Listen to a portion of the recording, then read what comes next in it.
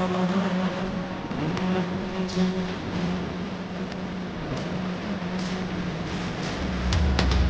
मंडळी, आजच्या जेवणात काय? आजच्या जेवणात आपण मस्तपैकी काहीतरी बनवूया, नवीन पदार्थ. खूप छान अशी कर्दी ताजी ताजी मला आज मार्केटला भेटली आणि जरा साईज पण बऱ्यापैकी मोठी आहे. पहिले तर साफ करून घेते आणि मग ठरवूया आपण काय बनवायचं ते नवीन. नमस्कार मंडळी, आज आपण छान अशी कर्दी आणलेली, एकदम फ्रेश. तर काय करायचं ते कळत नव्हतं, थोडं वेगळं काहीतरी बनवून दाखवायचं होतं. तर आज आपण कर्दीची छान अशी खिचडी बनवतोय.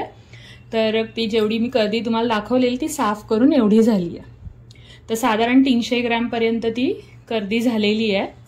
तर त्यासाठी आपण आता साहित्य बघणार आहोत, काय काय लागणार आहे ते. कर्दी साफ करून स्वच्छ धुवून घेतलेली आहे. एक मोठा कांदा उभा चिरून घेतलाय. लसूण, मिरची आणि आलं ह्याची तिघांची मिळून पेस्ट केली आहे. तर आपण मिरच्या फक्त 2च घेतल्यात. लसणाचा मोठा एक कांदा घेतलाय आणि 1 इंच आलं घेतलंय. त्यानंतर खसखस आपण 1 चमचा भाजून घेतली आहे. थोडेसे मेथीचे दाणे भाजून घेतलेत. त्यानंतर आपण ह्याच्यात घेतलेत काळे मिरी, ते पण आपण भाजून घेतलेत. ते 20 ते 25 घेतलेत मी मोजून.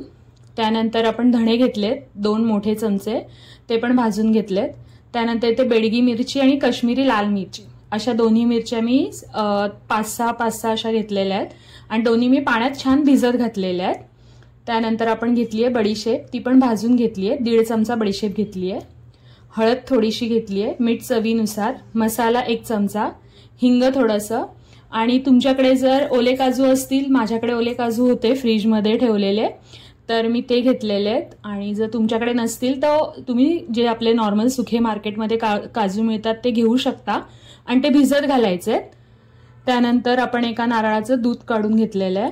हे एकाच पाण्यात म्हणजे एकदाच पाणी टाकून काढून घेतलेलं, म्हणजे एकदम जाड दूध काढून घेतलेलं आहे. त्यानंतर हा आपण इंद्रायणी तांदळाचा भात करून घेतलेला आहे आणि हा आपण आता कोलंबीच्या प्रमाणाप्रमाणे हा जरा जास्त घेतलेला आहे. तर आता आपण करूया सुरुवात रेसिपीला.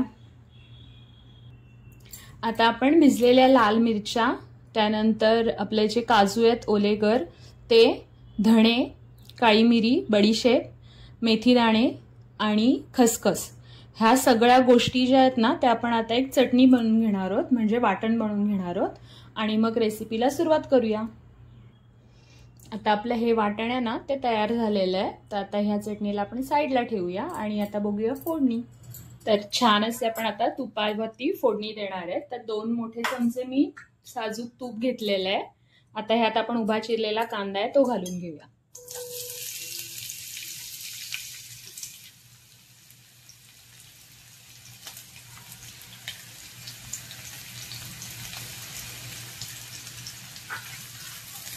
छान याला हलवून घ्यायचं आहे आणि आता मीठ घालणार आहोत आपण, कारण की कांदा लवकर मग शिजेल छान.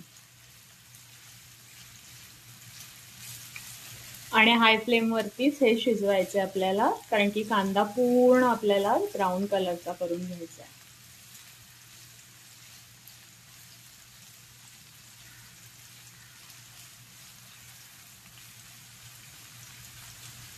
लवकर कांदा शिजायसाठी मी ह्यात मीठ घालते.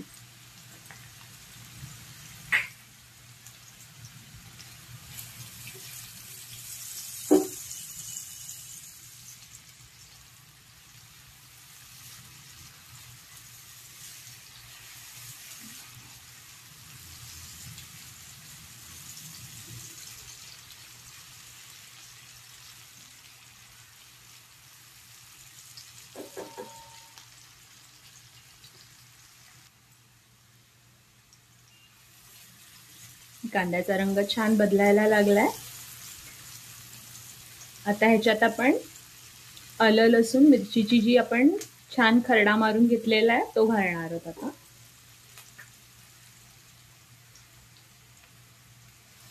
तो पण छान हलवून घ्यायचा ह्याच्यात.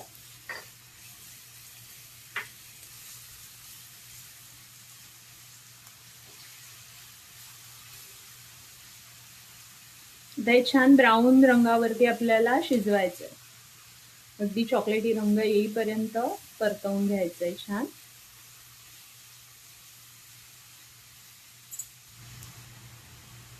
आता कांद्याचा आपला रंग छान बदललेला आहे बघा, झालाय ब्राऊन. खूप सुंदर कलर आलाय. आता आपण पुढचे एक एक इंग्रेडियंट्स घालत जाऊया. तर सर्वात पहिले आपण टाकणार आहोत ह्याच्यात हिंग, त्यानंतर हळद, त्यानंतर लाल मसाला, तुमचा कोणताही साठवणीतला मसाला असेल तो घालून घ्यायचा आहे, आणि त्यानंतर आपली कर्दी कोलंबी.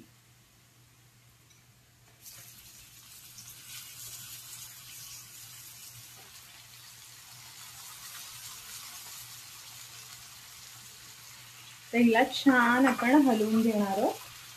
मस्त एकजीव करून घेऊया.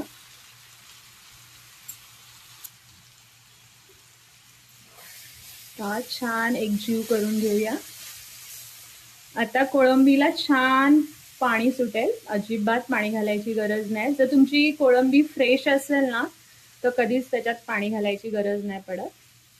आणि आपण ऑलरेडी मीठ घातलेलं आहे त्यामुळे छान त्याला पाणी सुटेल. तर आपण आता हे छान परतून घेऊया.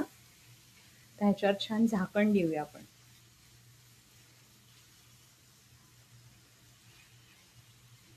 एकदम छान असा सुगंध येतोय. आपण आता झाकण देऊया आणि 2 मिनिटं शिजवायचंय, कारण की ना जास्त रब्बर सारखी नको व्हायला, म्हणजे ओव्हर कुक नाही व्हायला पाहिजे, म्हणून 5 ते 7 मिनिटं शिजवले तरी खूप आहे.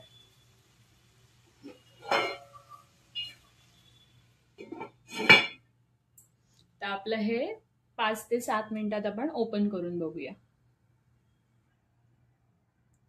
आता 7 मिनिटात आपण ओपन करतोय. त्याला पाणी सुटलेलं असेल, हे बघा छान पाणी सुटलंय. आता जो मगाशी आपण मसाला तयार केलेला आहे, जी पेस्ट बनवली आहे ती आता आपण ह्याच्यात ऍड करूया. अगदी कोळ्या काजूगरांसारखे दिसत आहे.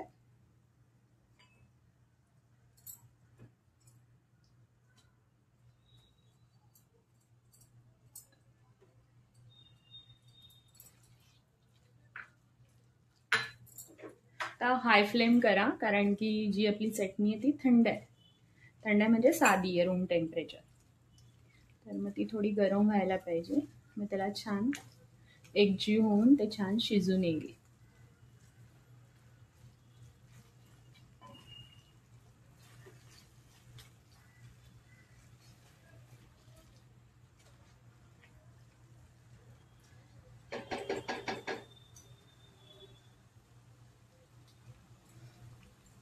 आता ह्याला थोडं तेल सुटलं ना की आपण पुन्हा एकदा लीड पॅक करणार आहोत आणि चांगलं शिजवून घेणार आहोत.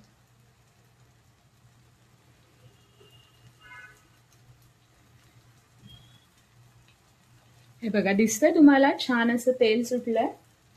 आपला मसाला कारण की भाजून घेतलेला होता त्यामुळे लगेचच त्याला तेल सुटलं. आता गॅस परत एकदा स्लो करा आणि पुन्हा एकदा झाकण देऊन ठेवूया.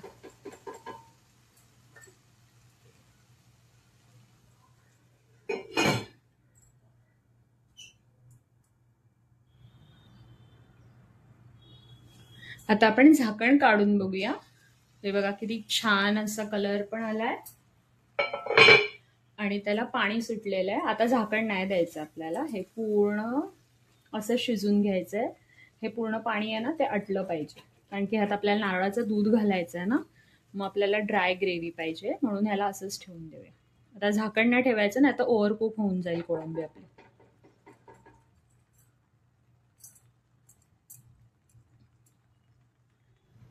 आता आपण चेक करूया. बघा छान पाणी सुटलंय, तेल सुटलंय, एकदम चमचमीत असा सुगंध पण येतोय. त्याला लागलंय का खाली चेक करूया. नाही लागलाय. आता ह्याच्यात आपला शिजलेला जो भात आहे तो आपण ऍड करूया.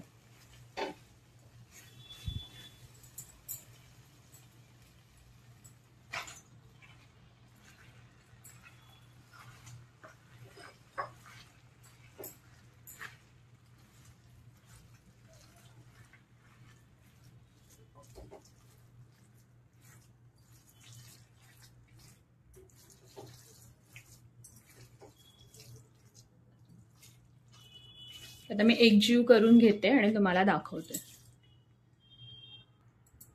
आता आपण भात छान असं एकजीव करून घेतलेला आहे. आता ह्याच्यात आपण घालतोय नारळाचं दूध. तर आता फ्लेम थोडी हाय करायची आहे, कारण की नारळाचं दूध आहे ते आपलं थंड आहे आणि भात आहे तो गरम आहे. 1 वाटी नारळाचं दूध आपण यात घालतोय.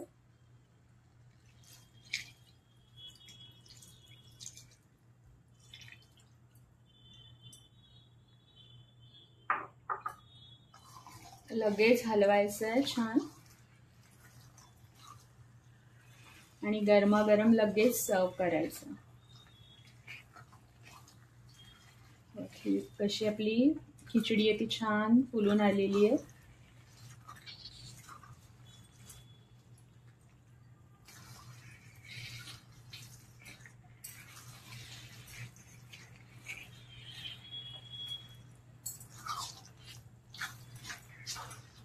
त्याच्यावर आपण कोथिंबीर घालून घेऊया.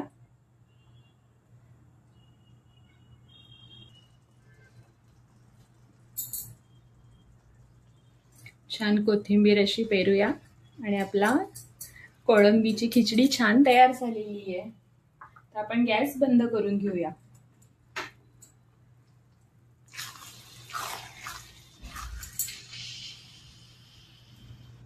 तर ही आहे आपली खिचडी तयार कोळंबीची. कशी वाटली नक्की कळवा.